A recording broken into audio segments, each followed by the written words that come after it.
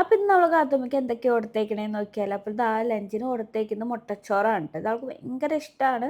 ഇത് എത്ര ഉണ്ടാക്കിയാലും അവൾ മൊത്തം കഴിച്ചോളൂ കേട്ടോ. അപ്പോൾ അത് ഞാൻ കുറച്ചധികം ഇട്ട് കൊടുക്കുന്നുണ്ട്. പിന്നെ കുറച്ച് കുക്കുമ്പർ കട്ട് ചെയ്ത് വെച്ച് കൊടുക്കുന്നുണ്ട് കേട്ടോ. ഇനി അത് കഴിച്ചിട്ട് എരിവ് തോന്നുകയാണെങ്കിൽ കഴിച്ചോട്ടെ വിചാരിച്ചിട്ട് എനിക്ക് ക്യാരറ്റ് കിട്ടിയില്ല.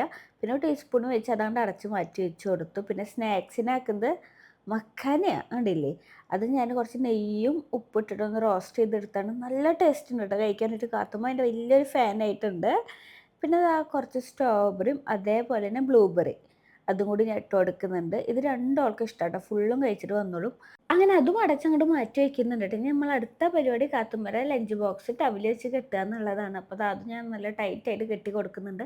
അതേപോലെ തന്നെ നിങ്ങളെ മക്കൾക്ക് ഇന്ന് എന്തൊക്കെ കൊടുത്തേച്ചെന്ന് കമൻറ്റ് ചെയ്തോളൂ. പിന്നെ ഇതൊക്കെ ബാഗിലാക്കുന്നതാണ് എൻ്റെ അടുത്ത പരിപാടി.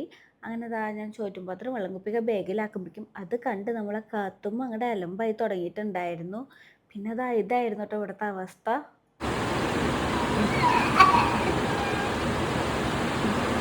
പിന്നെ ഒരു വിധം സമാധാനിപ്പിച്ചിട്ടാ ഇന്ന് നമുക്ക് ഇതൊക്കെ കൊണ്ട് സ്കൂളിൽ കൊടുക്കാം. പിന്നെ കാത്തുമ്മ പോവണ്ടാന്ന് പറഞ്ഞിട്ട് സമാധാനിപ്പിച്ചിട്ടാണ് അവൾക്ക് ഫുഡൊക്കെ കൊടുത്തത്. അപ്പം എന്തായാലും ഇന്നത്തെ ഇടത്തിരക്കുള്ളൂ. ബായ്.